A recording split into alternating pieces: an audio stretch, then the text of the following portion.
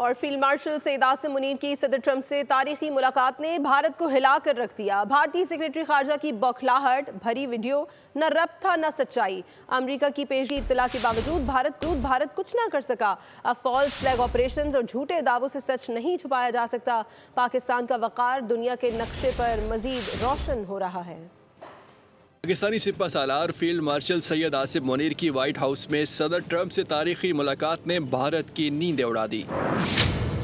بھارتی سیکریٹری خارجہ وکرم مسری کی بوکھلاہٹ عروج پر ہے۔ عزلت میں جاری ہونے والا ویڈیو بیان جس میں نہ تسلسل تھا نہ ہی سچائی۔ بھارتی دعوے ایک بار پھر فالس فلیگ شکست اور جھوٹ کا مجموعہ ثابت ہوئے۔ بھارت خود تسلیم کر رہا ہے کہ امریکہ نے پیشگی اطلاع دی تھی کہ پاکستان جوابی کارروائی کرے گا۔ تو سوال یہ ہے کہ بھارت نے کیا کیا؟ کیا بھارت پیشگی اطلاع کے بعد بھی ہٹ دھرمی سے باز آیا؟ پاکستان کے اڈے تباہ کرنے کا بھارتی دعویٰ بھی بے نقاب ہوا۔ جنگ بندی کی اپیل، 26 فوجی اڈوں کو پہنچنے والا نقصان اور بھارتی ترجمانوں کے اعترافات، سب کچھ ریکارڈ پر موجود ہے۔ اور سب سے بڑی بات، جب صدر ٹرمپ نے فیلڈ مارشل عاصم منیر کو دہرانے کا اعلان کیا تو بھارت کی جھوٹی کہانی گھڑنا، G7 کے بعد مودی کو روکنے کا خواب دکھانا، سب محض رسوا کن ثابت ہوئے۔